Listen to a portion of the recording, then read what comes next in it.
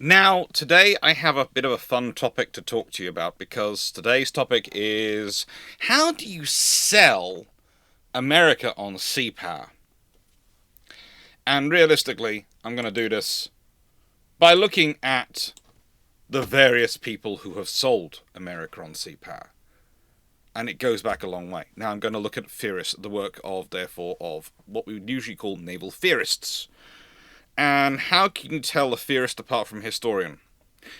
Well, usually a historian starts off with an introduction which explains the topic, then goes through the book, presenting evidence as they go and giving you their analysis so you can follow their thinking, and then gets to the end and then they give you their answer. A theorist will tend to start off with giving their answer at the beginning and giving some of the best reasons for their answer at the beginning in the introduction. Then we'll go through the topic, adding in more evidence, and then we'll give the second best arguments for their reasoning at the end in the conclusion. So they basically give you a double hit of what their view and argument is. That's how you can usually tell when a book is a book which is trying to sell you something versus a book which is trying to let you think about something. It tries to answer the question in the introduction. It's also one of the reasons why I try and teach my students not to answer the question in introductions. It makes their essays rather boring. But we'll leave that to one side. That's my personal perspective. I know there are many lecturers who go, no, I want your answer in your introduction and then I want you to explain it all afterwards. And I'm sort of going, well, that's kind of making me read the conclusion before I've read the whole essay. That's...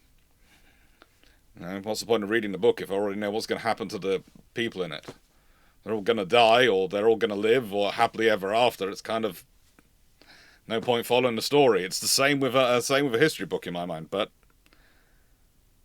there is a reason for it. If you are trying to sell someone on something, you want to hit them quickly with your best arguments for it, because the odds of them reading the whole thing are few and far between. So we're going to start off with Teddy Roosevelt's Naval Operations of the War between Great Britain and the United States, 1812 to 1815. Why would someone seeking to sell the US on naval power use the War of 1812? We'll get into that. Then from there, we will move on to Mahan, but instead of doing the traditional naval warfare of Mahan, we'll do the thing which was actually far more literally important at the time, in that more people read it. His newspaper articles, the various articles, and this book is put together, it's literally the various articles which received mass publication were read by a lot more people. Then, for post-World War I, we'll go to Sims, The Victory at Sea, trying to make the case for a balanced fleet instead of something which has been cherry-picked from Mahan's writings to justify just building battleships. Mahan wasn't so singly focused. And finally, we'll get to, well, this is Benjamin Armstrong, and you can pick 21st century Mahan or 21st century Sims, realistically.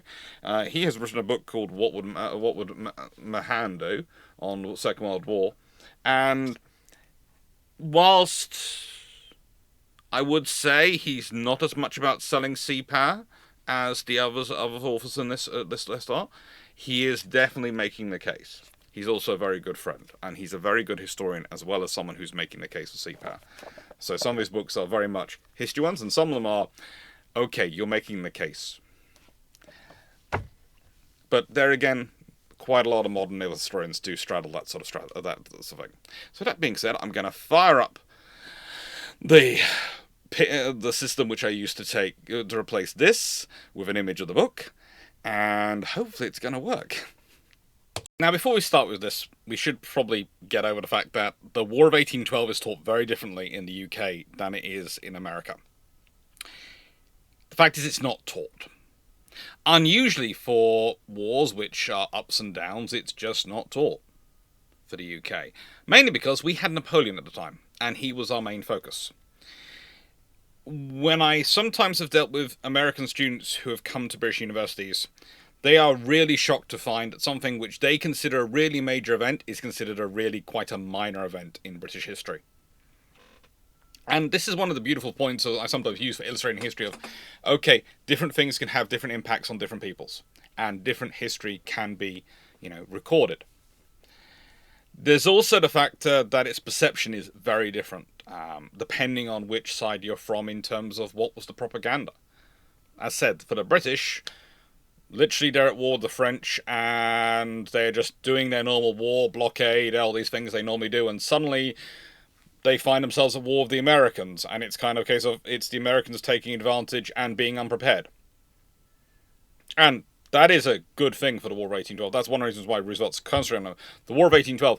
The Americans do very well with their frigates. The moment the British send out a fleet which is bigger than the frigates, the Americans are going, we can't do naval operations anymore. And it's always interesting to me that they talk about the frigate operations, but then you sort of go, their main target, what they were trying to aim for, was the specie trade, the silver trade, which the British were using to fund the war. They needed silver from South America to buy stuff from China, to bring it to India, for some of the trade which goes to India, some of the trade which goes back to Britain, and was keeping the war economy going. They never interfere with those ships. Why? Because they are big, powerful warships the whole way through. They are at every single level. They are a level which even the Americans' very powerful frigates, their very big frigates, just can't deal with. And it's an interesting factor to think about. So, from that perspective, the war has a very different memory and incantation depending on where you're talking about. There's also various conversations come up about, 5,000 American sailors are drafted into Britain. This is one of the figures put forward. And then it's sort of a case of, well, is it? Whole ships. Again, I can't find whole ships by name being listed as losing all their crew and just being left with their skipper. I haven't found an example. If you can find a named example, which is a whole ship having that happen, I would really be interested to see it.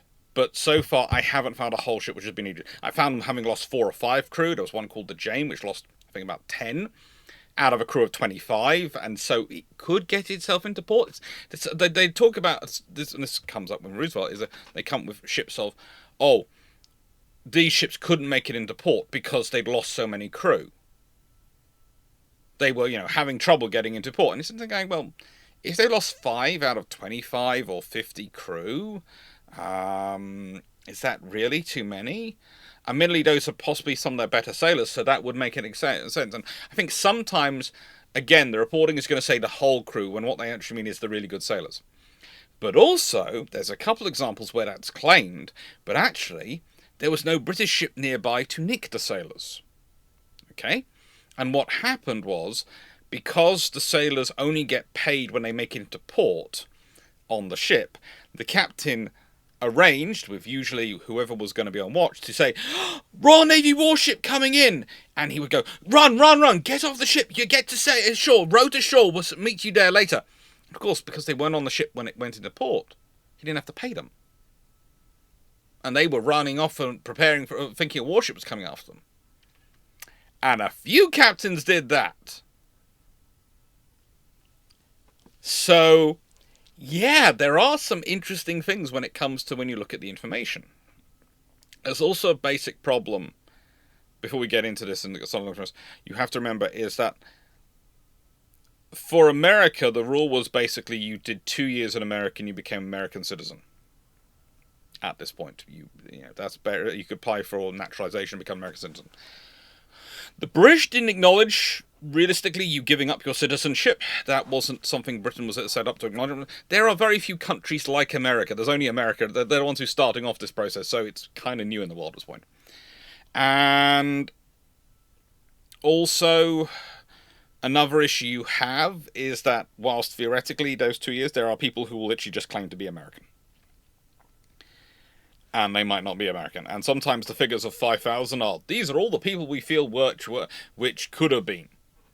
And even then, I think that's a bit too high. Looking at the numbers and the fleets, and there are when impressment actually ends, it is actually technically before the war actually begins, about 6 months before the war begins, there's technically impressment ends. But also, the British with impressment, they also have to be careful, don't like to do it. The Royal Navy prefers to recruit volunteers, and as a rule, most of their recruitment throughout their history was done by, I am a captain who's done well at getting prize money. Join me and you'll get prize money. Believe it or not, that's more effective at getting a motivated crew than going, oi, you have to join us or else. I can't think why. The amount of times I'm told, no, the entire Royal Navy was recruited by impressment, and you go, yes and no. There's also some other fun things with the impressment in that sometimes it'll be a ship which is coming into a British harbour or is trying to go into a French harbour which was under blockade, and the British will search it for contraband. And they will then have sailors on board who are doing run. And of course, those sailors, they might be English. They might not. They might be British. They might not be. They might be American. But the accents are going to be very similar. And in that scenario where you're running supplies into Napoleonic France, which we're at war with, I wouldn't be surprised if they do take liberties of going, oh no, those are all actually British. We're taking them.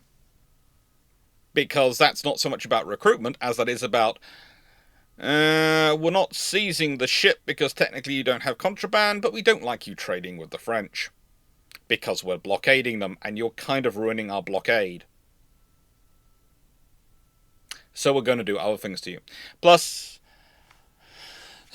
there's often some discussions put forward about various treaties. I will tell you this. The good thing about diplomatic language is you can read a lot into it. The reality is none of the treaties seem to cover half of the things which people claim they do. They could, in theory, if you wish to interpret them that way, but no one at the time was interpreting that way because no one was using international law in that manner. That's another part of the problems. But the point is, this is Roosevelt making the case for a navy. This is him being a theorist. And well, as you'll see, I have been told off by one of my little cousins for keep using my credit card and debit card as my bookmarks. And so here we go. They have given me some new bookmarks, which I'm told are dogs. So yes. And there's a couple actually in here, so we're going to go through both of them and both the sections. But hopefully you're going to enjoy it. Now the thing about this is that you have to remember, Roosevelt is making the case for a navy. Teddy Roosevelt is making the case for naval power. He's making the case, therefore, for America to become a great power herself. Not having naval power means you're limited. You're weak. Being a great power matters. And the point is, when this is being written, America sort of coasted navally on the ships they built and the things they built around the Civil War period. Sort of carried on with that and tried to keep those going and barely done much else. And they were looking at things, but they weren't making the case for it. French privateers and cruisers occasionally mishandled an American vessel, and both ships and cargoes were confiscated when in French ports, sometimes even on a large scale, but it was not for the self-interest of the French to molest overmuch the only neutrals who could bring them the goods of which they stood in need. And there was practically no trouble about the French impressing seamen from American ships, because there were very few Frenchmen in these ships, and those few could not hope to disguise their nationality. The American seaman was inclined to look down upon the French, but he had not much cause either to fear or hate them. With the British, all this was different. In the first place, the Englishman cordially disliked the American because the American was feeding his foes and was robbing him both of his men and of his trade. I love the way he puts it, cordially disliking. It gets better and more accurate later, but at this point it's a kind of cordially dislike. You are feeding my enemy, but I only cordially dislike you. No, I think you're an absolute ship. It would be more likely. The fraudulent naturalization of British seamen was carried on openly in most American ports, and the American flag was used to protect not merely American skippers engaged in carrying goods, which the British said should not be carried, to France, but also not a few Frenchmen and Spaniards and a large number of Britons who wished to share the profits of the business. The British ships of war were chronically undermanned. Okay, this is sometimes overestimated, especially in American sources around the war of 1812. They'll tell you the British are really, really undermanned. And I'll see some sources and I'll be looking for them and go, really? And usually what they're doing is they're using the numbers of personnel assigned to a French ship against a British ship and going, well, therefore the British ship must be completely undermanned. They're missing the fact that the British have very different rigging setups to the French ones, and that requires them to have less crew. This doesn't mean the British ships weren't undermanned. I'm not saying they weren't. But chronically undermanned is overstating it, and the reference of using a stated is comparing it to the French, which have a different rigging system, which required a far more intensive personnel numbers. Also, you have to remember the British ships tend to spend a lot more time at sea, which tends to raise the quality of their sailors, which is another reason why they're in demand in the merchant ships. Whereas the French are full more of landmen, basically people who haven't spent enough time at sea, so haven't really got the experience. So you need more of them to do the same jobs than you do experienced sailors. All these things add up to a slightly different situation, but it's worthwhile understanding when you see this information put in the books. The British ships of war were chronically undermanned, and every commander had a good reason to believe that almost all American merchant vessels contained some British seamen to whose services he felt he was lawfully entitled. It was an article of faith with him, and to his country, that he had a right to take those seamen wherever he found them on the ocean. As a rule, he disliked and half despised the Americans. That's now getting closer. Interesting note here. Although a feeling of dislike for one another may have animated officers and men on both sides, such feeling was by no means universal, and there are many examples of warm private friendships having subsisted before the war between British and American naval officers, and having been continued after it, even in spite of hostile meetings having occurred during the conflict. An old example of this is the kind of friendship is to be found in the long and affectionate intimacy which subsisted between Captain Isaac Hull, U.S. Navy, and Captain James Richard Dacres, Royal Navy, an intimacy heightened rather than decreased by the conduct of both on the occasion of the capture of the Guerriere by the Constitution.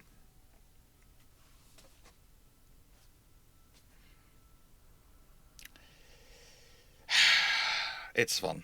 Now, before anyone jumps in, because I have had students do this in the past and presume it, they see the WLC, they think Winston Leonard Churchill.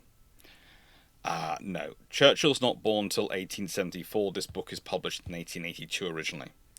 So, no, this is not the 80-year-old Winston Churchill.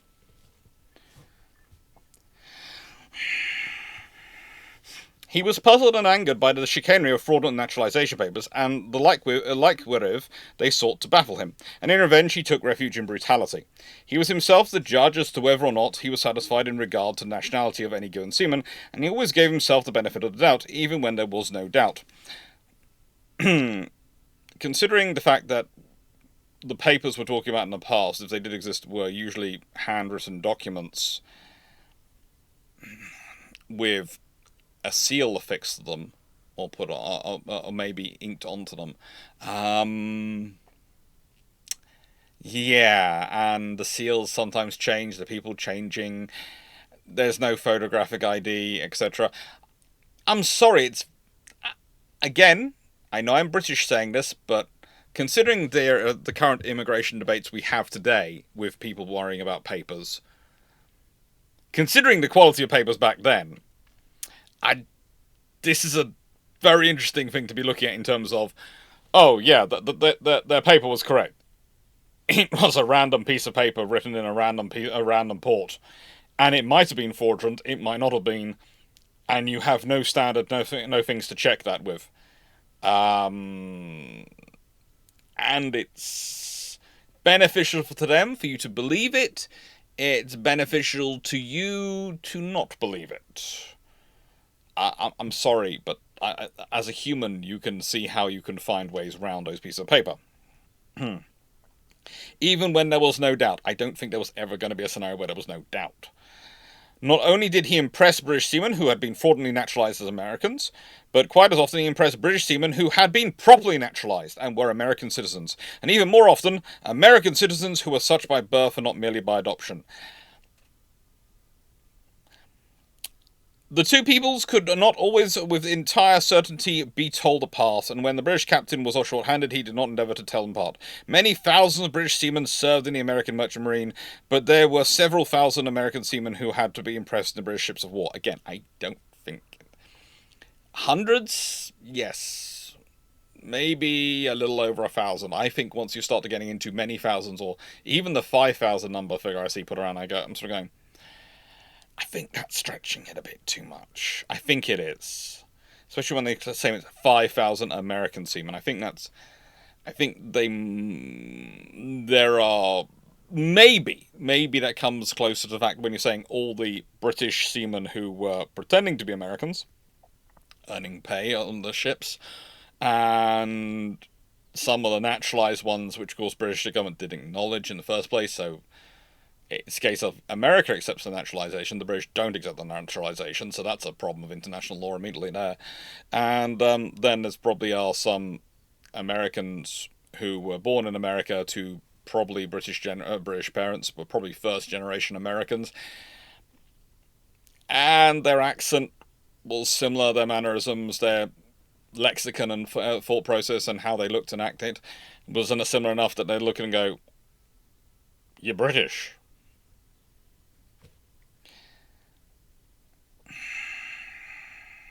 One of the commonest incidents of the time was for an American merchantman to be left helpless on the high seas, unable to reach a port of destination because the majority of the crew had been taken off by some British man of war. Again, I'm trying to look for this detail. An exact one, and it says it's common. Okay, so if it was common, I would expect to easily find a list of ships which had this happen to them.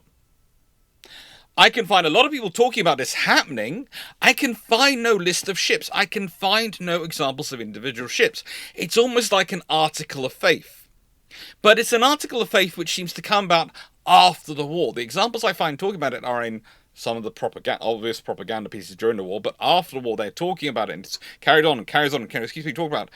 And it's an article of faith almost, but I want the exact ships. Now I have to admit, I haven't managed to go around the American primary archives to look for this, and this is one of the reasons why I'm putting this in this video, is because people have gone in the archives and have found the exact ships. I'd be really interested in seeing them. But the only examples I've found on this side of the world have been two ships where, on both occasions, there weren't British. It's noted in the book there weren't British ships anywhere nearby. It was literally the captain was faking it before he got into port. Not on the high seas, within rowing range of port. So, yeah. In one of Cooper's sea novels, Miles Wallingford, the action of the story centers upon the experience of an American merchant captain with a British frigate and a French privateer, and like many another good novel, it is essentially true to life as any professed history. When not long from New York, the ship was overhauled by a British frigate and sent into British port as a prize, on the grounds that she was sailing for a German port under French influence, and that there was some doubt as to the cargo papers, while most of the crew, Americans as far as light, were taken aboard the frigate. By surprise, the remaining Americans recaptured the ship from the British prize crew, only to have their ship overhauled anew by a French privateer, and again declared to be a prize, upon the ground of having been previously captured by the British. The Americans once more succeed in regaining possession of the vessel, but having only 4 hands with which to work, she is cast away, so that the voyage ended with a ruin of her owner on the ship, and impressment of her entire crew. This is a history book, remember. Roosevelt is writing a history book, he claims, in this scenario. And the example he's citing is from a novel.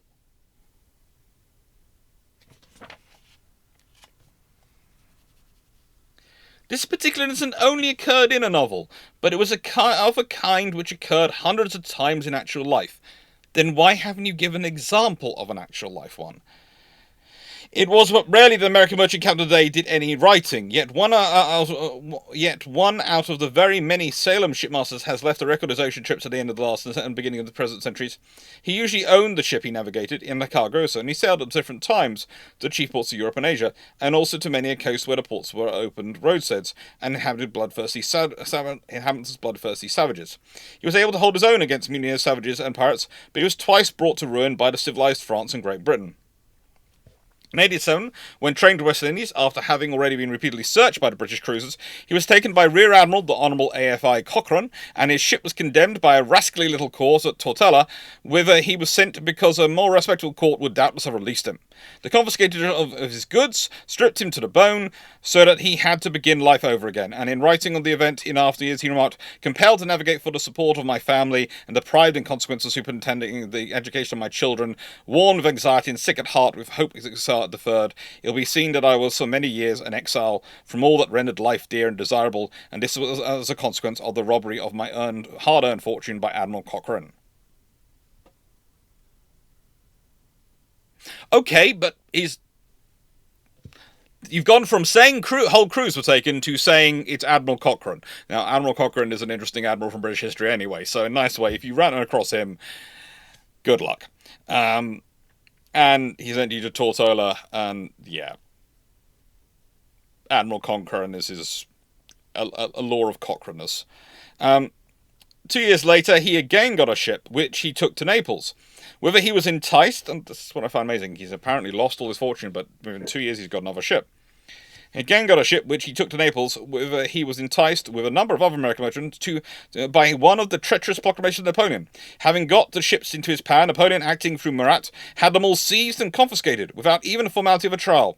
In comparing the two disasters, the sufferer commented upon the difference between them as being of not much more consequence than a distinction between the act of highwayman, who demands your money at the muzzle of a pistol, and the act of a swindler, who robs you under the form of law. The marvel is not that such outrages are represented, but they were either endured.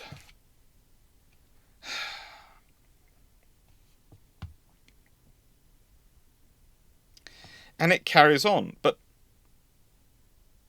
again, the example given, and the examples which we've talked about, was a novel.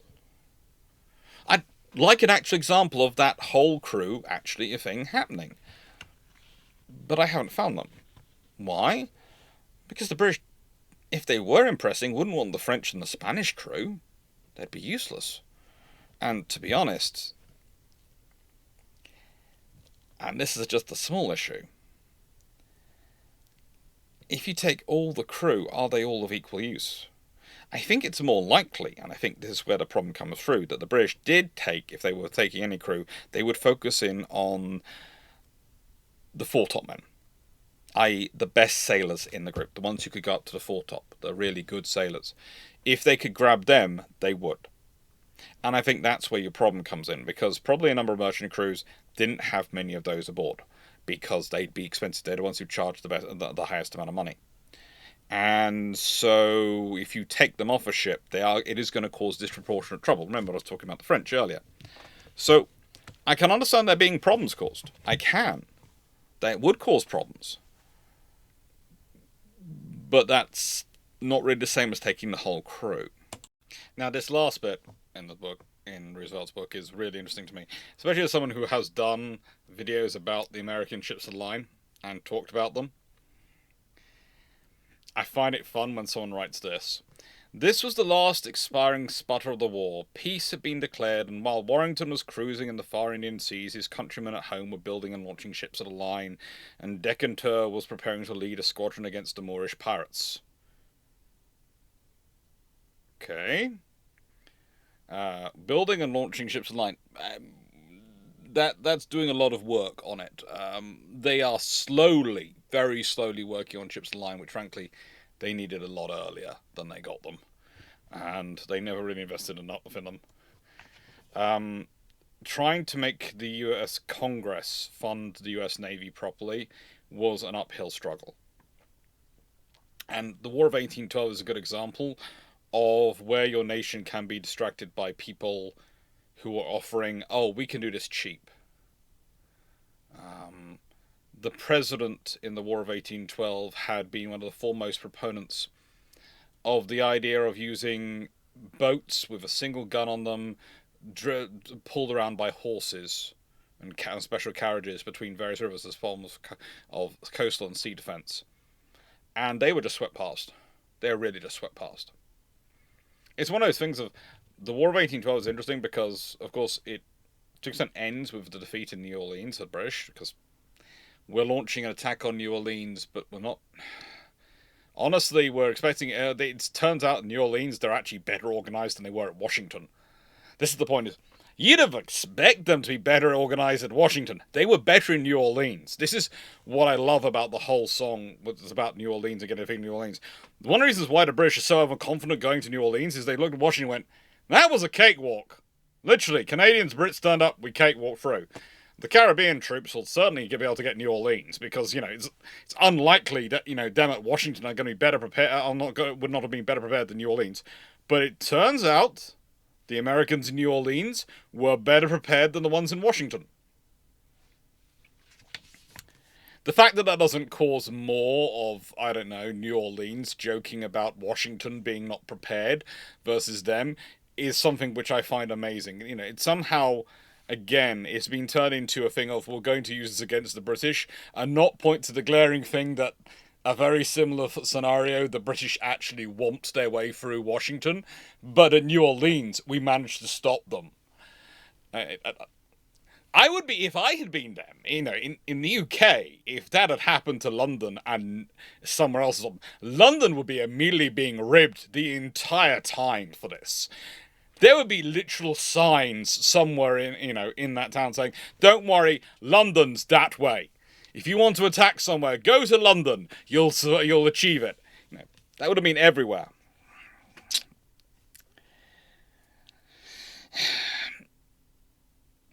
The United States Navy ended the war far stronger than it had begun it, and in the list of the United States vessels for 1815 there appeared two novel engines of destruction, the forerunners of their kind, the heralds of the revolution which 50 years later opened a new era in naval warfare. In the United States Navy list for 1850 appeared the names of the war steamer Fulton and of the torpedo. During the war, several efforts have been made by the Americans to destroy American vessels with torpedoes. They are mines in this period. They are mines, not the Whitehead torpedo, locomotive torpedo we understand by torpedo. They are mines. This has managed to go out of focus. Or rather, it's focused one side, but not the other side. That's better.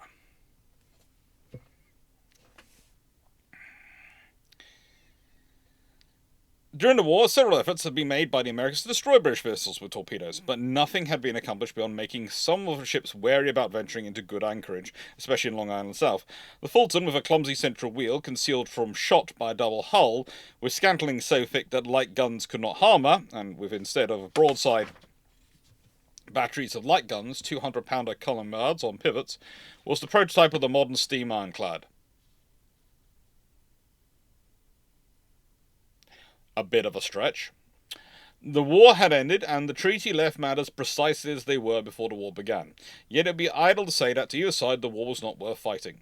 To Great Britain, it was probably a necessary incident in the Napoleonic struggle. No, really, we'd have preferred not to have it. We didn't need it. We were concentrating on Napoleon. We had our D team out there. We ended up having to send some to sea and a couple of A's to coordinate things, but basically we really, really didn't want to have to mobilize them. We were using the A, B, and C teams primarily to deal with the French. Realistically, we really just a nation armed with basically a few frigates wandering around doing stuff. No.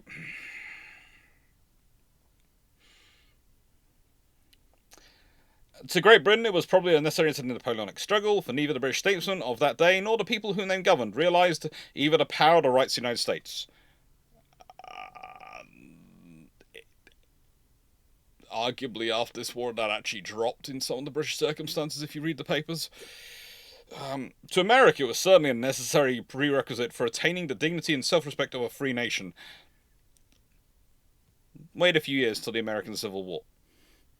That's when America really starts to get status and has a large number of ships. They then don't invest again, but this is traditionally what happens with America, with the Congress. The war left enduring memories of glory and courage and a love of country, which more than made up for the loss of blood. Moreover, the war taught certain lessons which should have been, although perhaps they were not, well pondered by the statesmen of the two countries, and especially by those who had or have to do with shaping the national policy of either. Nations must be prepared for war. Lack of preparation, laxness in organisation invite disasters, which can be but partially repaired. The success of the American cruisers showed that no power can afford to lull itself to sleep by the dream of invincibility. Not really, but yes, they did. They had some startling successes, but there wasn't really a British dream of invincibility at this point. That's a later thing. This is one of the things that is interesting about this book is the British invincibility is post-Napoleonic Wars. That's when that really comes on, and then sometimes in this book you see these things around invincibility. That's post-Napoleonic Wars with British propaganda. During Napoleonic Wars, the British don't have invincibility, but they do have finite resources. Even if they're the largest name in the world, they don't have endless numbers of ships everywhere. And one of the things that's interesting about the whole war, of course, is the British, for efficiency, build a lot of basically bare minimum frigates. That's what they build, a lot of fifth rates, but they are not the big heavy ones of almost fourth rate, and sort of in terms of their gun numbers of the American heavy frigates. Um, the British tend to be lighter. Why? Because the British are building them by the dozen, by the they have a couple of hundred in service. So, and also the British don't need their frigates to be very heavy, because if they need a bigger ship, they need a heavy ship to turn up. They have a couple of hundred third rates to call on. And that's literally what happens. They basically mobilize third rates and send them out to America and do the blockades. And that's why you hear suddenly about the Americans saying, we're now being chased by a 74. We're getting out of here.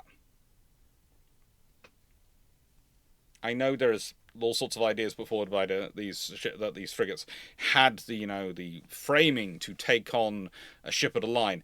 They didn't. Congress didn't want to pay that much money. And even if they had, that wouldn't have really helped them with the big 2-deck ships of the line, because they're just plunging fire down into them. That's literally the advantage of a 2-decker versus a single-decker. It can fire down into it, because it's that much higher. And yeah, that's the history. Moreover, the war taught certain lessons which should have been, although perhaps they were not, well pondered by statesmen of two countries, and especially by those who had or have to be or do with shaping the national policy of either. Nations must be prepared for war. Lack of preparation, laxness in organisation invite disasters which can be but partially repaired. The success of the American cruisers showed no power can afford to let itself to sleep by the dream of invincibility. A nation should see that its ships are of the best, and that the men who man them are trained to the highest point of efficiency. The terrific pressure of the British blockade on the American coast and the utter impotence of America to break it show what has already been shown 10,000 times, that assumptions of a simple defence in war is ruin. Success can only come where war is waged aggressively. It is not enough to parry the blows of the enemy. In order to win, the foe must be struck, and struck heavily. The sea power of the British, the unceasing pressure of the British fleet, very nearly made the struggle a victory for Great Britain.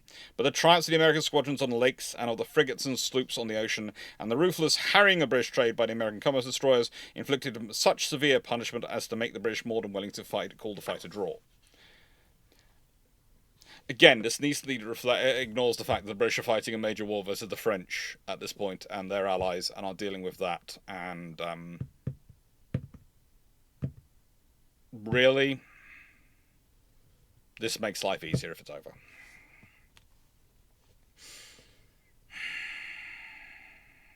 The man who is anxious to learn the lessons of history aright, and not merely to distort them for gratification of his national pride, will do well to study the differences in comparative powers shown in the single ship fighting of the Americans, British and French in 1780, 1798, and 1812, respectively. Readers of history, on returning to the single ship contest of the War of the American Revolution, will be struck by the fact that the British ships were then markedly superior to the Americans, whereas the difference between the former and the French was very slight. In 1798, the year in which the American had a brush with France, a great change had taken place. At that time, America had been forced to make reprisals at sea against the French, and the free single-ship contest took place.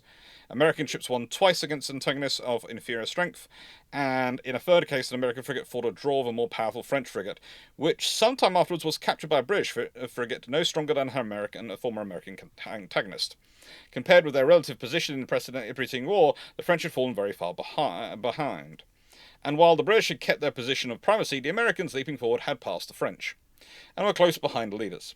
In 1812, the relative positions of the English and the French remained unchanged, but the Americans had forged still further ahead and were better than the British.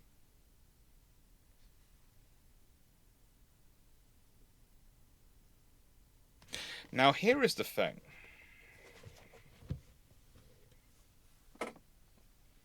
I will not disagree. I've looked at some of the frigate fights. I've done some videos about them. There are some very interesting battles out there, and some of the American commanders do show some great innovations.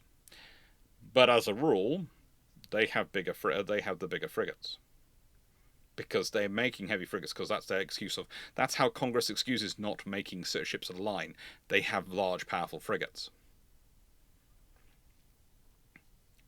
And also, I'd argue that neither to an extent the British or French are really sending out their real best officers to go and deal with the Americans. They're usually focusing on each other, which you can sort of understand, and occasionally the Spanish and the Dutch, all of whom have far larger navies. I think at this point, actually, Venice has a larger navy than the Americans do. And that's the context you sometimes miss in these discussions. Roosevelt is making a very passionate case for American seapower, and it's a very good case. But even he, who is a very good historian, is kind of avoiding mentioning some of the context and nuance on both sides. Why did the Americans have such a large heavy frigates? Because they only got a few of them, and because the government wasn't willing to pay ships line, so they got frigates, which they invested in, and they built some bigger ones. And even then, they didn't get all the ones to the same size they wanted. They got good sailors. They had good sailors and good crewmen and good officers. They did. Many of them were very good and very skilled. But the problem for them was that the only squadron which is really, I would say, equivalent in terms of skill that the British have in our region is the Spacey Squadron, the Silver Squadron, which is moving from South America.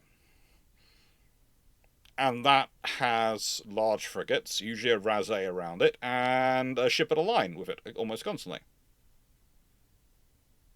And the Americans avoid that like the plague, because they're not stupid.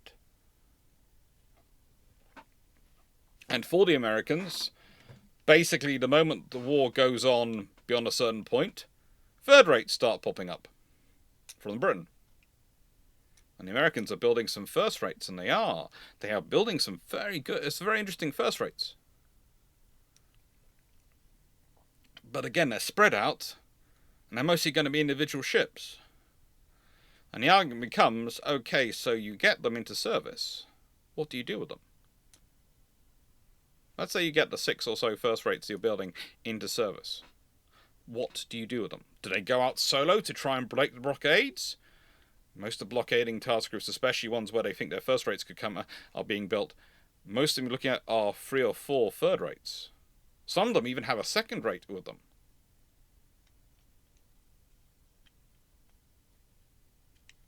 Now, first rate's good.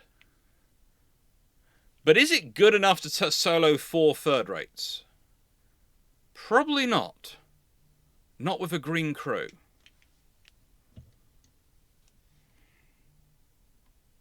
And the thing is, that is a theme which, honestly, Mahan is still dealing with when he's talking about this. He's made the case for the battle fleet. He's built upon Roosevelt, who's been arguing about it, but then Mahan has put forward the ideas and is putting forward even more pressure and more cogent pressure. Roosevelt has gone off to concentrate on becoming, President of the United States. Far less important than being a good historian, but, we do what we must to pay the wages and sort the bills, and, well, there's some good articles coming out from Mahan, which does surely help Roosevelt with the case he's now making in his political activities. Really is. In this work, Mahan is making stinging indictments, and I have to admit, multiple stinging indictments, of various nations and his own government. For reasons mentioned, there's been easy but short-sighted policy, wherever it has been found among statesmen or journalists, to fasten attention purely on internal and economical questions, and to reject, if not to resent, propositions looking towards the organisation and maintenance of military force, or contemplating the extension of our natural influence beyond our own borders, on the plea that we have enough to do at home, forgetful that no nation, as no man, can live to itself or die to itself. It is a policy in which we are behind our predecessors of 2 generations ago, men who had not felt the deadening influence of merely economical ideas because they reached manhood before these attained the preponderance they achieved under politicians of the Manchester School. By the way, if you really want to look up an interesting point of history, look up the Manchester School and look at its impact on politics worldwide. If you want to understand when politics becomes an extension of economics, who occasionally ask for lawyers, Look at the Manchester School. It's a really interesting point of history. A preponderance which they still retain because the youths of the time, who grew up under them, have not yet quite passed off the stage. It is a lot of each generation, salutary no doubt, to be ruled by men whose ideas are essentially that of the former day. Breaches of continuity in a national action are thus moderated or avoided, but on the other hand, the tendency of such condition is to blind men to the spirit of the existing generation, because its rulers have the tone of their own past, and direct affairs in accordance with it. On the very day of this writing, there appears in an American journal a slashing contrast between the action of Lord Salisbury in the Cretan business and a spirited letter of Mr. Gladstone upon the failure of the concert. As a matter of fact, however, both those British statesmen, while belonging to parties traditionally opposed, are imbued above all with the ideas of the middle of the century, and governed by them. Consider the disturbance of the quiet the greatest of all evils. It is difficult to believe that if Mr. Gladstone were now in his prime and in power, any object would possess in his eyes an importance at all comparable to that of keeping the peace. He would, for the Greeks, doubtless as Lord Salisbury doubtless does, but he would maintain the concert as long as he believed that alone would avoid war. When men in sympathy with ideas now arising among Englishmen come on the stage, we shall see a change not before.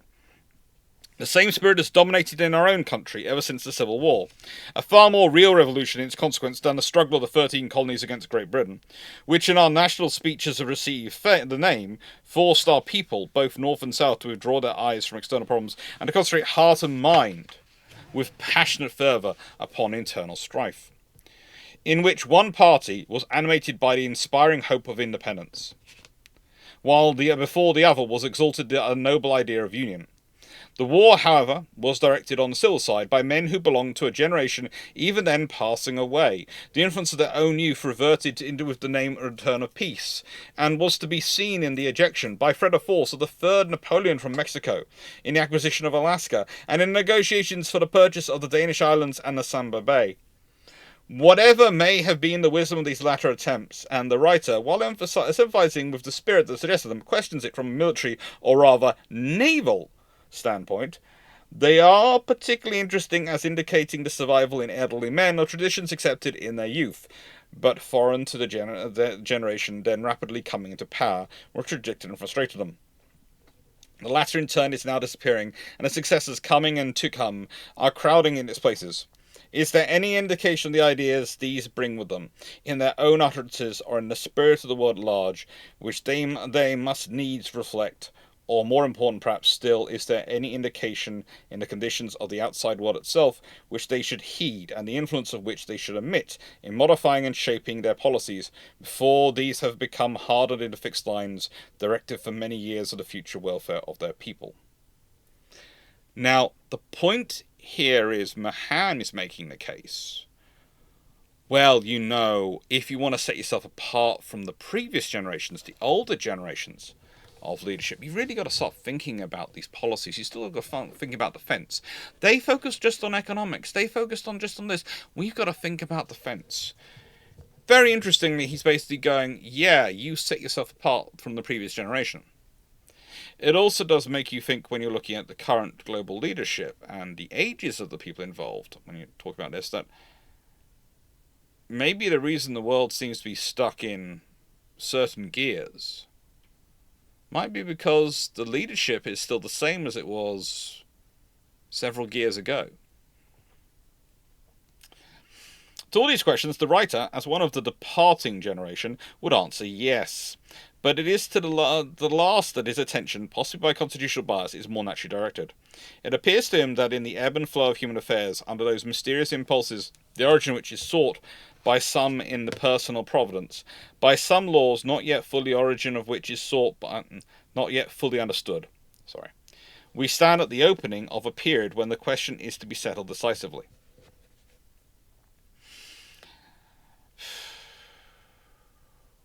He's just carrying on. He's landing blow after blow. Though the issue may be long delayed, whether Eastern or Western civilization is to dominate throughout the earth or to control its future, The great task before the world of civilized Christianity, its great mission, which it must fulfill or perish, is to receive into its own bosom and raise to its own ideals these ancient and different civilizations by which it is surrounded and outnumbered. The civilizations at the head of which stand China, India, and Japan. This, to cite the most striking of many forms of which it presented us, is surely the mission which Great Britain, sword ever at hand, has been discharging towards India. But that stands not alone. The history of the present century has been that of a constant increasing pressure of our own civilization upon these older ones. Till now, as we cast our eyes in any direction, there is everywhere a stirring, a rousing from sleep, drowsy for the most part, but real, unorganized as yet, but conscious, that which rudely interrupts their dreams of centuries possesses over them at least two advantages: power and material prosperity, the things which unspiritual humanity, the world over, most craves. What the ultimate result will be, it would be vain to prophesy. The data for the guess are not at hand, but it is not equally impossible to note present conditions and to suggest present considerations which may shape approximate action and tend to favour the preponderance of that form of civilization which we cannot but deem the most promising for the future, not of our race only, but of the world at large. We are not living in a perfect world, and we may not expect to deal with imperfect conditions by methods ideally perfect. Time and staying power must be secured for ourselves by that rude and imperfect, but ignoble arbiter, force. Force potential and force organized, which so far has won and still secures the greatest triumphs of good in the checkered history of mankind. Our material advantages, once noticed, will be reorganized, readily and appropriated with avidity, while the spiritual ideas which dominate our thoughts and are weighty in their influence over action, even with those amongst us who do not accept a historic Christianity or the ordinary creeds of Christendom, will be rejected for long. The eternal law, first that which is natural, afterwards that which is spiritual, will obtain here, as in the individual and in the long history of our own civilization. Between the two there is an interval, in which force must be ready to redress any threatened disturbances of equal balance between those who stand on divergent planes of thought without common standards. Interesting to put here, he's talking about the differences in the world. And again, how's he making a case for seapower? What's he talking about? He's going off and talking about religion, he's talking about differences in culture, he's talking about all these things. He's giving people a reason. He's trying to link seapower into what their common conversation is. Again, when we're talking about 1897, when we're talking about Mahan writing these works, you're dealing with a very different America than you're even dealing today. It's a different form of spirituality going on in America at that point. It's one of the things that is understood, though, is Christianity, and are the tenets of the Bible and spirituality of that. And this is putting this into a common language. Again, something which theorists do when they are selling seapower because they need to is necessarily you need to bring the conversation to your audience. You can't bring your audience to your conversation. You take your conversation to your audience. These days, when I'm having discussions with people and they're going, oh, how do historians engage with people? I go, do you do a YouTube channel? Do you do podcasts? No, I write books. Well, I write books as well. I've got more coming out this year. They're lovely. But the thing is, before I can expect the audience to come to me, I have to go to the audience. I go and do history stuff. I know quite a few of my friends now do the same thing. But it seems to me that the historians who are always complaining about people not coming to them are the ones who refuse to go to the audience first. The point of history is learning from it. The point of historians is to spread the learning from history. There is absolutely no point in spending your time studying history. Only keep knowledge to yourself. Which is where Sims comes in very interesting. Sims' victory at sea comes in very interesting in this one.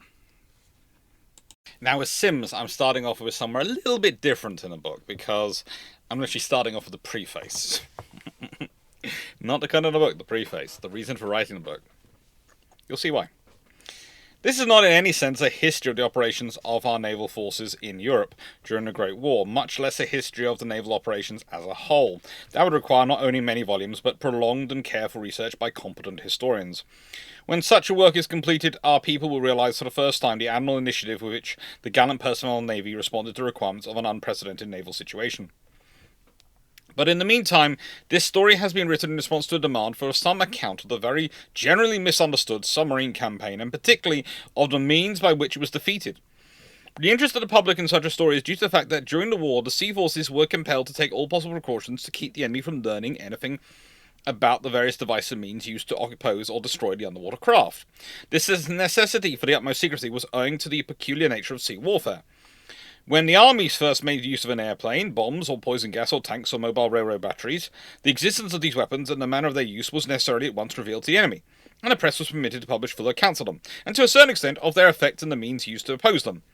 Moreover, all the general movements of the contending armies that resulted in engagements were known with fair accuracy on both sides within a short time after they occurred, and were promptly reported to an anxious public. But this situation bore almost no resemblance to the struggle between the U-boats and the anti-submarine forces. Okay. Of the Allies, barring a few naval actions between surface vessels such as the battles of Jutland and the Falklands, the naval war was, for the most part, a succession of contests between single vessels or small groups of vessels. The enemy submarines sought to win the war by sinking the merchant shipping upon which depended the essential supplies of the Allied populations and armies, and it was the effort of the Allies to prevent this, and to destroy submarines, when possible, that constituted the vitally important naval activities of the war. By means of strategical and tactical dispositions and various weapons and devices, now no longer secret, such as the depth charge, the mystery ship, hydrophones, minefields, explosive mine nets, special hunting submarines, and so forth, it was frequently possible either to destroy submarines with their entire crews or to capture the few men who escaped when their boats were sunk, and thus keep from the German Admiralty all knowledge of the means by which their U-boats had met their fate. Thus, the mystery ships, or decoy ships the German calls them, destroyed a number of submarines before the enemy knew that such dangerous vessels existed, and even after they had acquired this knowledge, the mystery ships used various devices that enabled them to continue their success until some unsuccessfully attacked submarine carried word of the new danger back to her home port. Under such unprecedented conditions of warfare, it is apparent that the Allied navies could not safely tell the public just what they were doing or how they were doing it. All articles written for the press had to be carefully censored, and all these interesting matters ruthlessly suppressed. But now that the ban has been removed, it is desirable to give the relatives and friends of their fine chaps who did the good work sufficient information to enable them to understand the difficulty of the problem that was presented to the anti-submarine force of the Allies, and the manner in which it was solved, and the various means invented and employed. The subject is, of course, largely technical, but an effort has been made to present the story in such a form that the layman can readily understand it, as it is difficult, if not quite impossible, for a naval officer to determine just which of the details that are a part of his daily life and what incidents of sea experience would interest his civilian friends. The story has been written in a collaboration with Mr. Burton J. Hendrick, to whom I am greatly indebted for invaluable assistance, and who, being an experienced hand at this writing business, deserves all the credit the reader may be disposed to accord him for both the form and such graces of descriptive style as he may be able to detect. While our opinions may differ to a certain extent as to the influence exerted upon the campaign by the various forms of tactics, the means and weapons employed, and general strategy adopted, I have given what I believe to be a consensus of the best informed opinion upon these matters, and I have taken advantage of all that information now available to ensure accuracy in the account of the conditions that confronted the European naval forces. An description of the various operations that have been selected as typical examples of this very extraordinary warfare. It is probably unnecessary to add that this book is published with the full approval of the Naval Department. My correspondence on this subject with the Secretary will be found in the appendix. The fact that he puts it in the appendix just to make sure no one can dispute it is kind of a boss move. I will say this. It was tempting, purely from the fact that it is full of such amusing anecdotes, to include his interactions with the IRA. He did not like them. They caused him trouble. They started off by expecting him to want to fight a war with the British. He didn't. He was there not to fight a war with the British, but with the Germans, and he viewed anyone that was trying to cause trouble as aiding the Germans. And then he had more problem with them because they didn't like the fact that American sailors, who had money, were very attractive to the young ladies of Cork. And they were also quite nice to the young ladies of Cork. And this caused issues with the IRA gentleman beating up his sailors. Now, I think this probably jaundiced his view of them, because whilst he might be more amenable to understanding their position, the trouble is they were very early in the relationship when they started beating up his sailors. And Sims is many things, but he is very proud of his sailors. And you start beating them up just because the girls are dating them, not you, that doesn't strike him as fair. And he's not going to like you. And when he asks you to keep your people in check, and you don't, because, we can't really do that, then he's going to think rather rude things of you, and he's going to be even less supportive. And that caused all sorts of interesting relationships. Basically, the US Navy and the IRA did not get along well at all. Well. Now, the Germans made no concerted campaign against our transports. Fundamental conditions, already described, rendered such an offensive hopeless, and the skill with which our transport service was organised and conducted likewise dissuaded them. I have always believed that the German Admiralty ordered their U-boat captains to let the American transports alone, or at least not to attack except under very favourable circumstances, and this belief is rather confirmed by a passage in General Ludendorff's memoirs.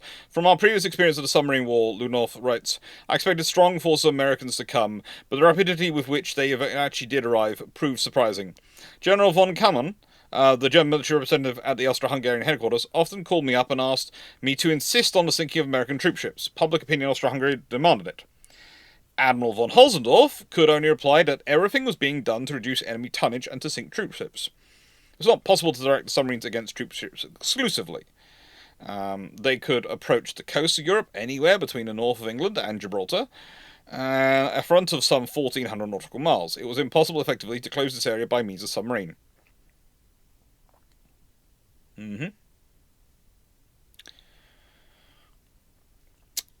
One could have concentrated them only on certain routes, but whether the troop ships would choose the same routes at the same time was the question. As soon as the enemy heard of submarines anywhere, he could always send the ships new orders by wireless and unload at another port. It's therefore not certain that by this method we should meet with a sufficient number of troop ships. Destruction of the enemy's freight tonnage would then have been undertaken only spasmodically, and would have been set back as an undesirable manner. And in that way, the submarine war would have become diverted from its original object. The submarine war against commerce was therefore continued with all vigour possible. Apparently it became policy of the German Admiralty, as I have said, to concentrate U-boats on merchant shipping and leave the American troop ships practically alone, at least those bound to Europe. Unfortunately, however, at no time did we have enough destroyers to provide escorts for all these transports as fast as they were unloaded and ready to return to America. But as time in turnaround was the all-important consideration in getting the troops over, the transports were sent back through the submarine zone under the escort of armed yachts, and occasionally not escorted at all. Under these conditions, the transports could be attacked with much less risk, as was shown by the fact that 5 were torpedoed, though these happily only 3 were sunk. The decision of German naval chiefs, as is shown in the quotation from Ludendorff's book, was an extremely unhappy one. They had blatantly promised German people that their submarines would prevent the transportation of American troops to Europe. At first, they had ridiculed the idea that undisciplined, unmilitary America could even organise an army. This is the trouble for America in this period. They have a great potential amount of power, but the people at the time mostly perceived them as dilettantes when it came to actual military power. They felt Congress hadn't invested in anything, and every time America builds up a capability and looks strong and everyone's going, these Americans are good at war, it takes about 5 minutes for it to disappear, for there to be no ships. Those first rates, which we talked about at the end of the war of 1812, were most allowed to rot in harbour. They tried some basic things to maintain them, but it was never much. It was the bare minimum. And especially when you consider how long Age of Sail ships can last, it's kind of disturbing that they don't last longer than they do. And if we consider the army they built up for the Civil War, the Union built up a romping, stomping army, a massive, mighty force. Think about how quickly it's going down to practically pre-war levels, barring a garrison in the South, in the former Confederate States. It disappears very, very quickly. Very, very quickly. And so this is one of the reasons why you keep having every new generation has to bring forth more people to sell the topic of sea power, to sell the topic of armed forces, to the Americans, to the American people, because their politicians lose interest in funding these things so quickly because they focus on economics first, at least traditionally.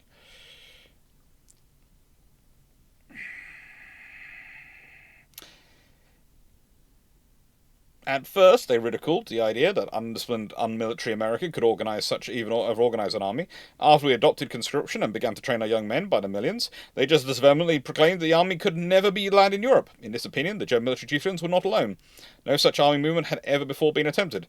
The discouraging forecast made by a brilliant British naval authority in July 1917 reflected the ideas of too many military people on both sides of the ocean, and distressed, he said, at the fact that it appears to me impossible to provide enough shipping to bring the American army over in hundreds of thousands of France, and after they are brought over, to supply the enormous amount of shipping which will be required to keep them full up with munitions, food, and equipment. There's an interesting point here. I love this quote.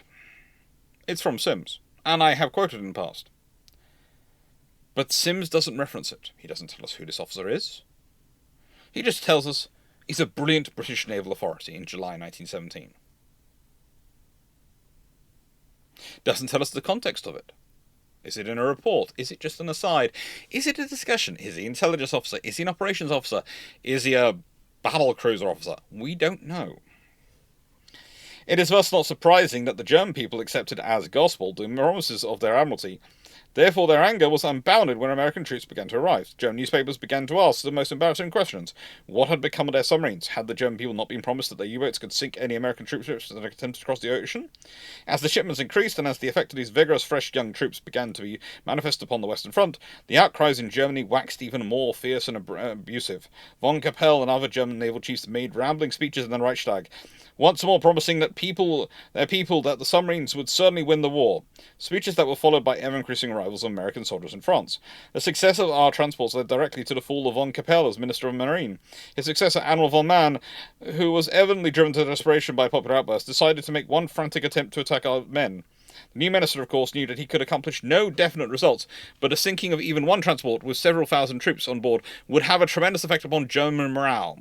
When the great British liner Justica was torpedoed, the German Admiralty officially announced that it was a Leviathan filled with American soldiers, and the jubilation which followed in the German press and the subsequent dejection when it was learned that this was a practically empty transport sailing westward showed that an actual achievement of this kind would have raised their drooping spirits. Admiral von Mahan therefore took several submarines away from the trade routes and sent them into the transport zone. But they did not succeed even in attacking a single eastbound troopship. The only result accomplished was the one which, from what I have already said, would have been expected. The removal of submarines from the commercial lane caused a great fall in sinking merchant ships. In August 1918, these sinkings amounted to 280,000 tons. In September and October, when their futile drive was made on American transports, the sinkings fell to 990,000 and 110,000 tons. Too much praise cannot be given to the commanders of our troop convoys and the commanding officers of the troop transports, as well as the commanders of the cruisers and battleships that escorted them from America to the western edge of the submarine zone. The success of their valuable services is evidence of a high degree not only of nautical skill, judgment, and experience, but of the admirable seamanship displayed under the very unusual conditions of steaming without lights while continuously manoeuvring in close formation. Moreover, their cordial cooperation with escorts sent to meet them was everything they could be desired. In this invaluable service, these commanding officers had the loyal and enthusiastic support of the admirable petty officers and men whose initiative, energy, and devotion throughout the war enabled us to accomplish the results, which were not only beyond our expectations, but which demonstrated that they are second to none in the world as qualities which make for success in war. Now, one of the interesting things in this particular work, when you start reading through it and you start going into it, is it starts giving out percentages of various availability of ships and submarines, and how the German submarines are operating, and how at various points they have got literally 8 to 10% of their submarine force is actually able to be forward. That they are limited in what strength they can put into action.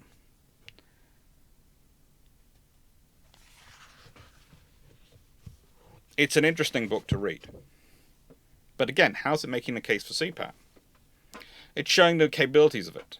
The Americans have managed to do this amazing thing by this feat of arms, by having these personnel, by having these ships, by having these people. They were able to do something which no one else could. Isn't that a capability you want to keep? The ability to be able to send thousands of troops, hundreds of thousands, anywhere you need in the world, at any point you need them? Because that surely is the status of a great power. That surely is a capability which is going to set you apart from other nations and show everyone how powerful and how important you are. That's what he's putting forward a case of. This is how we retain our great power status. This is how we become the power we are. We should be. Look at our economic might. Look at our population. Look at our size, our scope, our majesty. Why are we shackling ourselves so? It's basically the effort of the theme coming through Sim's work. And it's a good piece. And sometimes, though, to make that case, you have to look back. Now, before I get into the final book, I wanted to talk about this, which will be the next of the key books series and discussions of books that will come out. And the reason I'm bringing this up is because Eric Groner's book is pretty much the book when it comes to defining German warships and the history of them. It's 2 volumes. I have both, but I'm just showing off this one. And the next key books will be literally about this and some Soviet books. So basically books you can go to for getting references on non-Anglosphere navies. And the reason this always interests me is because whenever I see discussions about what is what, Scharnhorst class occasionally get called battle cruisers by some. I maintain they're fast battleships built as best as the Germans could with the technology they had available at the time. And interesting enough, in Groner's work, they're in the first entry on battleships 1939 to 1941. And if you want to further prove that thing, if we go to the battlecruiser section ends with the Erzat Yorks.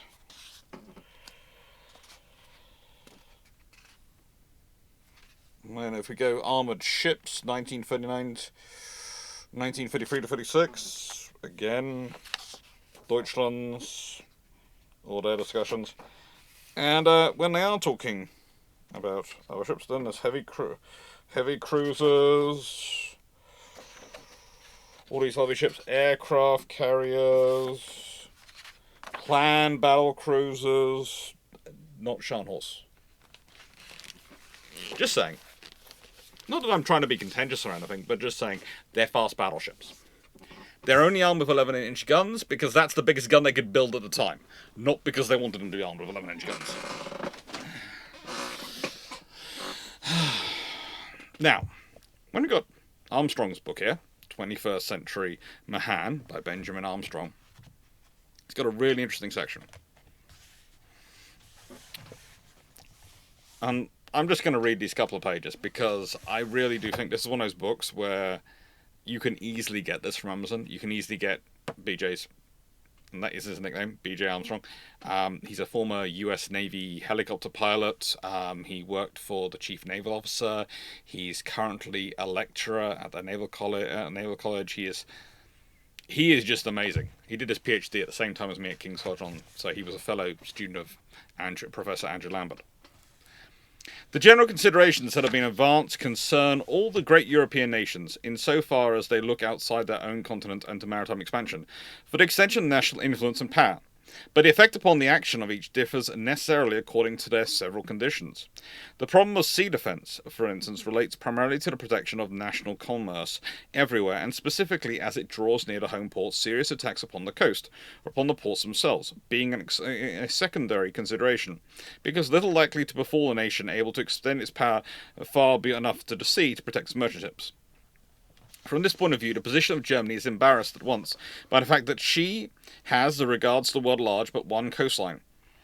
To and from this, all her sea commerce must go, either passing the English Channel, flanked for 300 miles by France on one side and England on the other, or else go north about by the Orkneys, a most inconvenient circuit, and obtaining but imperfect shelter from recourse to this deflected route.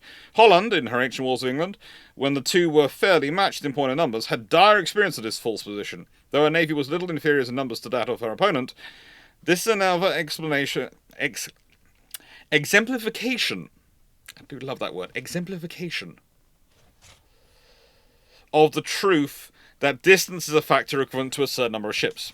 Sea defence for Germany In case of war with France or England, means established naval predominance at least in the North Sea, nor can it be considered complete unless extended through the Channel as far as Great Britain will have to project hers into the Atlantic. This is Germany's initial disadvantage of position, to be overcome only by adequate superiority of numbers. And it received little compensation from the security of a Baltic trade, and the facility for closing that sea to enemies. In fact, Great Britain, whose North Sea trade is but 1/4 of her total, lies to Germany, as Ireland does to Great Britain, flanking both routes to the Atlantic. But the great development of the British sea coast, its numerous ports and ample internal communications, strengthened that element of sea defence, which consists in abundant access to harbours of refuge.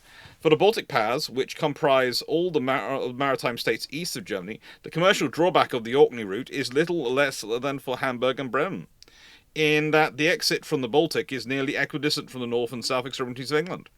Nevertheless, the excess in distance over the Channel route remains very considerable. The initial naval disadvantage is in no way diminished. For all the communities east of the Straits of Dover, it remains true that in war commerce is paralysed, and all the resultant consequences of impaired national strength entailed, unless decisive control in the North Sea is established. That affected, there is security for commerce by the Northern Passage, but this alone is mere defence. Offence, exerted anywhere on the globe, requires a surplusage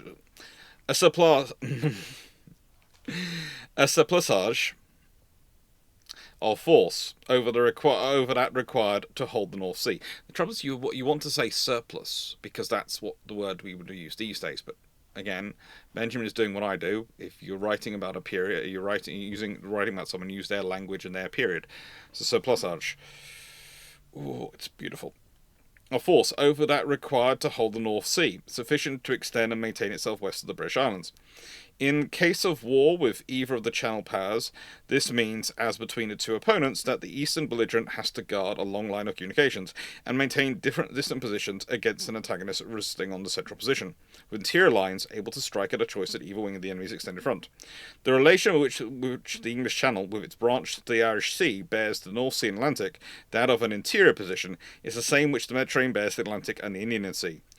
Nor is it merely fanciful to trace in the passage around the north of Scotland an analogy to that by the Gate of Good Hope. It is reproduction in miniature. The conditions are similar, the scale different. What the one is to a war whose scene is in north of Europe, the other is to operations by European powers in Eastern Asia. To protract such a situation is intolerable to the purse and morale of the belligerent who has the disadvantage of position. This, of course, leads us straight back to the fundamental principles of naval war, namely that defence is ensured only by offence, and that the one decisive objective of the offensive is the enemy's organised force, his battle fleet. Therefore, in the event of war between one of the Channel powers, one or more of those eastward, the control of the North Sea must be at once decided. For the eastern state, it is a matter of obvious immediate necessity of commercial self-preservation. For the western state, the offensive imperative is equally imperative. But for Great Britain, there is a defensive need as well. Her empire imposes such a development of naval force as makes it economically impracticable to maintain an army as large as those of the continent. Security against invasion depends therefore upon the fleet. Postponing more distant interests, she must here concentrate an indisputable superiority. It is, however, inconceivable that against any one power Great Britain should not be able to exert from her the first preponderance which would effectually cover all her remoter possessions. Often an economical decadence, which would of itself destroy her position among nations, could bring her so to forgo the initial advantage she has. In fact, that for her offence and defence meet and are fulfilled in one factor, the command of the sea. Now the thing is, what that lovely passage does, and it's taken from Mahan's writings, and that's the whole thing, this book is taken from Mahan's writing, edited and put together by Benjamin Armstrong, is all of it stresses the fact that you need both. If you don't have command of the sea, you can't have the commerce. If you don't have the commerce, you can't support command of the sea. This is the point about Mahan that's often forgotten. People focus in on the command of the sea because that builds you a big sexy battle fleet. And that makes you look good and impressive and gives you contracts you can award to your state to employ lots of people. But you also need the ships which get you the merchant marine, the ships which protect your merchant marine. That's as much a part of Mahan as it is a part of Corbett. The interesting thing is, Mahan is speaking to an American audience, which are having to have this explained again and again. Roosevelt had explained it. The lessons of the War of 1812 had stressed it. All these things had to be explained again. The importance of the battle fleet and the commerce. When we talk about the difference between Mahan and Corbett, usually people go, "Oh, that's Corbettian, that's Mahanian," as if they're very different. They're not. It's just that they're explaining to do different audiences. Corbett's, the battle fleet's important, but everyone in Britain understands this. You already know this. Here is how you use control of the sea. Here is the commercial sense. Here is the stuff which is less visible, less easy pointable, because we can't point to the Battle of Trafalgar and go, "There you go. That's why you have merchant ships." So that's what the difference is between the two of them. They actually agree on vast majority of things, and with the bits they disagree on, its points of nuance and perspective more than a separation and a borderline and trenches. The point is, though, the audiences they're speaking to. You need both, and that's what I'm trying to sell you, both. Now, I'm going to do quickly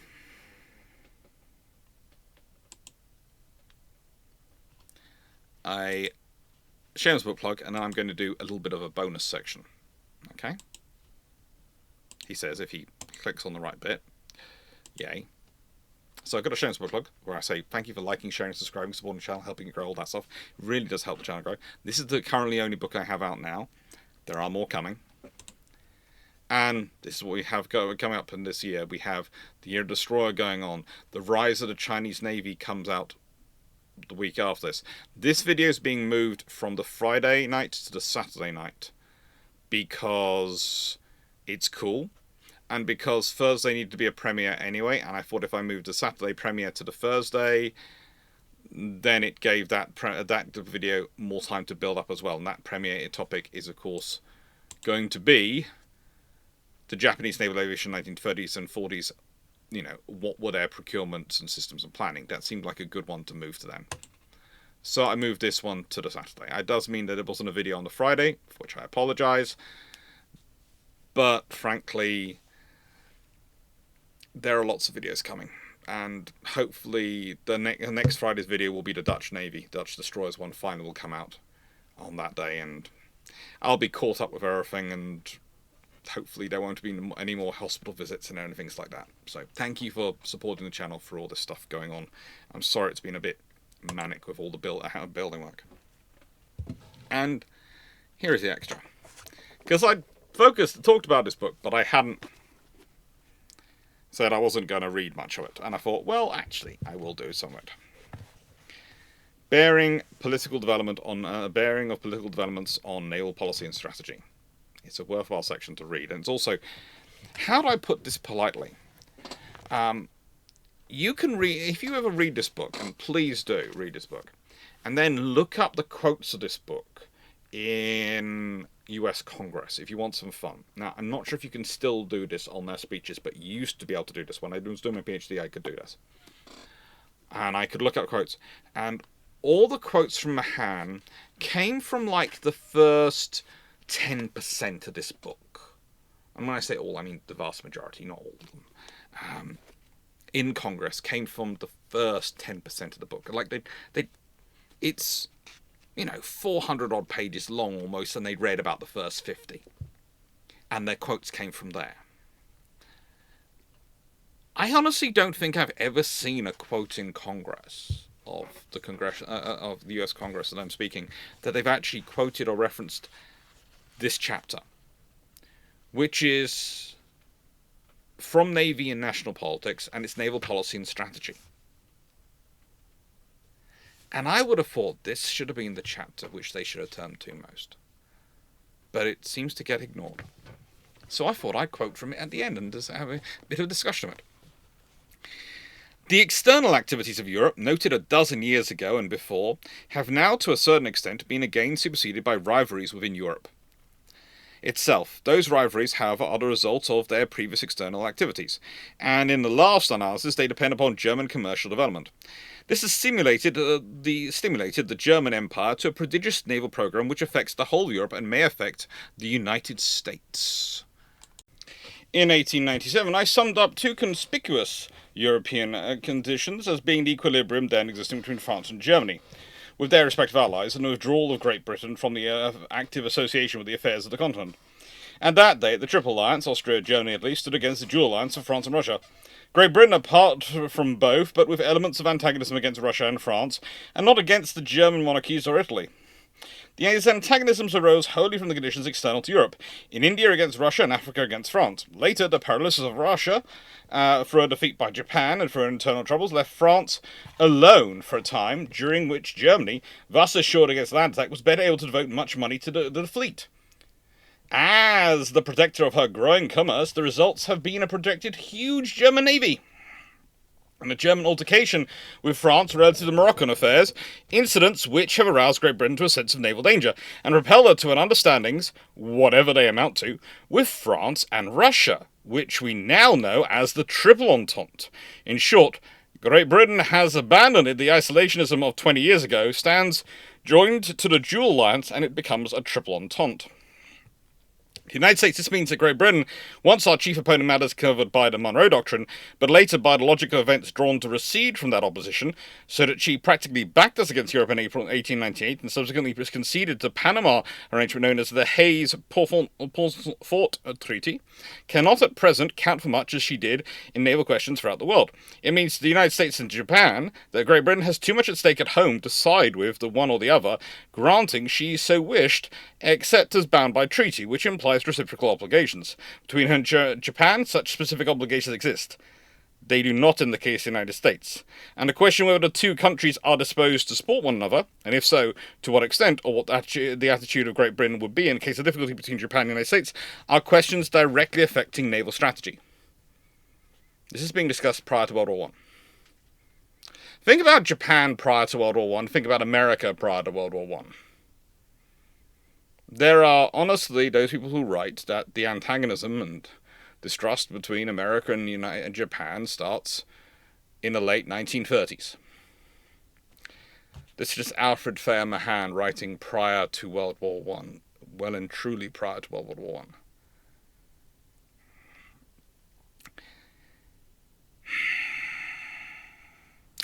Great Britain does indeed, for the moment, hold Germany so far in check that the German Empire also can do no more than look after its European interests. But should a naval disaster befall Great Britain, leaving Germany master of the naval situation, the world would see again a predominant fleet backed by a predominant army, and that in the hands not of a state associated with colonial possessions as Great Britain is, but of one whose late entry into world conditions leave her without any such possessions at all of any great value. The habit of mind is narrow, which fails to see that a navy such as Germany is now building will be officious for other ends than those immediately proposed. The existence of such a fleet is a constant factor in contemporary politics. The part which it shall play, depending upon the circumstances, is not always to be foreseen. Although the colonial ambitions of Germany are held in abeyance for the moment, the wish cannot but extend to expand her territory by foreign acquisitions, to establish external bases for the support of commercial or political interests, to build up such kindred communities as now help to constitute the British Empire, homes for emigrants, markets for industries, sources of supplies of raw materials needed by those industries. Interesting note here. Since this was written, a new treaty of alliance between Great Britain and Japan, operative for 10 years, has been signed in July 1913. By its terms, either power will be released from its military obligation to the other, as against a third with which it may have a treaty or general arbitration, such as that framed between Great Britain and the United States. Interesting.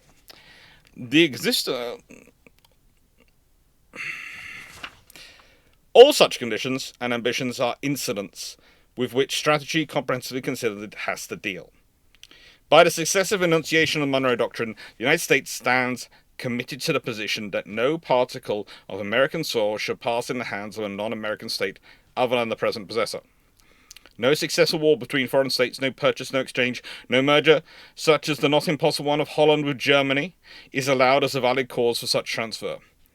This is a very large contract, the only guarantee of which is an adequate navy. However, the term adequate to be defined. Adequacy often depends not only upon existing balances of power, such as, for instance, as that by which the British and German navies now affect one another, which for the moment secures the observance of the doctrine. Account must be taken also of the evident policies which threaten to disturb such balances, such as the official announcement by Germany of a purpose to create a fleet of such strength that even for the mightiest naval power, a war with Germany would involve such risk as to jeopardize its own supremacy. Then there are people who tell me, no, the Germans weren't building a fleet against the British, and in a nice way, the British had no right to be scared. And you sit there and go, or, angered by it. They're making these statements. You think Britain is going to go, you know what, we listen, we understand you, we accept you. They're not. This means at least that Great Britain hereafter shall not venture, as in 1898, to back the United States against European interference, nor to support France and Morocco, nor to carry out against Germany her alliance with Japan.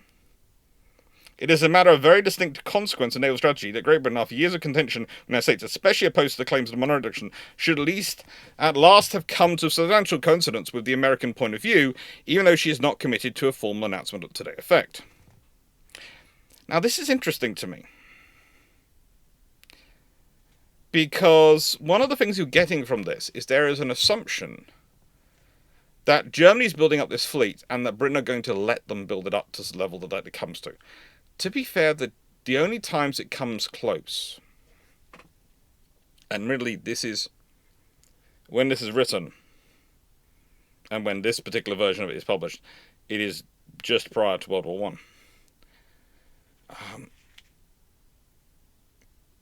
The thing is, at this point, there is nowhere near close to the German Navy are. In fact, de facto, the second naval power is probably America. The third naval power is probably America. So if you have two power numbers, it will be Britain, it will be Germany and America. And the American build-up is so slow as to be preponderous, and the German build-up has paused. And the British are still building ships. The British are still churning them out. And it's once if you talk about the third generation, i.e. the Queen Elizabeth onwards of British dreadnoughts, the 15-inch dreadnoughts, the British are, even if we go with Agincourt, the original Queen Elizabeth Agincourt, being just another 15-inch gun ship, the British are building, by the time it's writing, 14 15-inch gun ships. If war doesn't take place, the numbers, the generational gap of British over their German counterparts is just going to keep growing and growing and growing. Because for Britain, building up a navy secures its position, and security guarantees economic primacy, which is more than paid for by the security. How to put it? The economic primacy more than pays for the security cost, because deterrence is cheaper than war. And the economic primacy is paid for by the security. As long as Britain controls the seas, that's where its economics comes from. Because realistically, I know people like to talk about the red on the map, but it's not the red on the map which matters. It's to control the sea trade. It's to control the trading ports. It's to control the coaling ports. It's to control all that infrastructure which allows British maritime control. It's one of the reasons why American real maritime dominance doesn't come till after their sort of World War I build-up of larger next-generation merchant marine, which can do longer range travels and not depend on British coaling stations. Because it's really kind of expensive to try and operate a profitable American trading line if you have to keep paying for coal in pounds.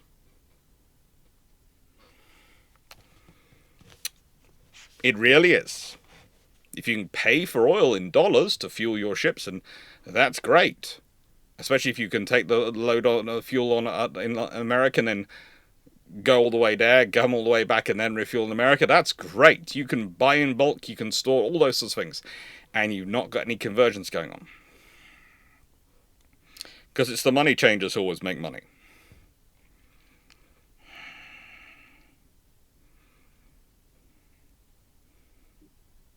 Such relations between states are primarily the concern of the statesman, a matter of international politics, but they're also among the data which the strategist, naval as well as land, has to consider, because they're among the elements which determine the constitution and size of the national fleet.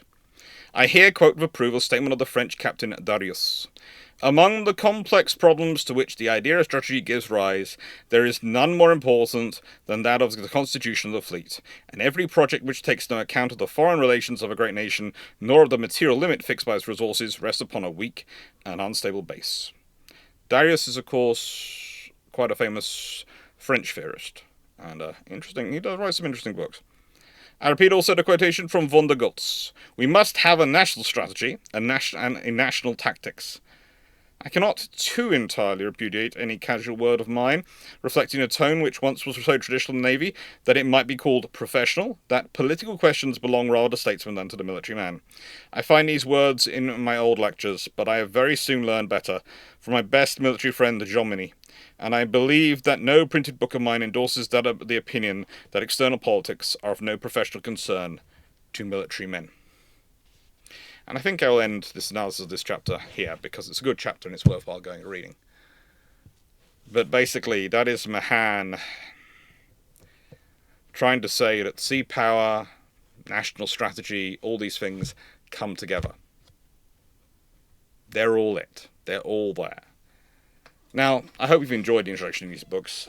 I picked out the bits which speak to me most in them when they're telling their story, when they're making their sales case, but I'm sure all of you will have your own ideas of which bits are best to speak to, and I'd love to see the comments below.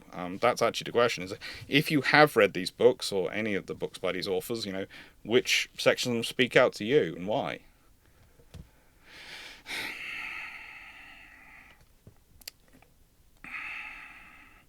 The thing about Britain and its naval theorists is we're rather a tame country.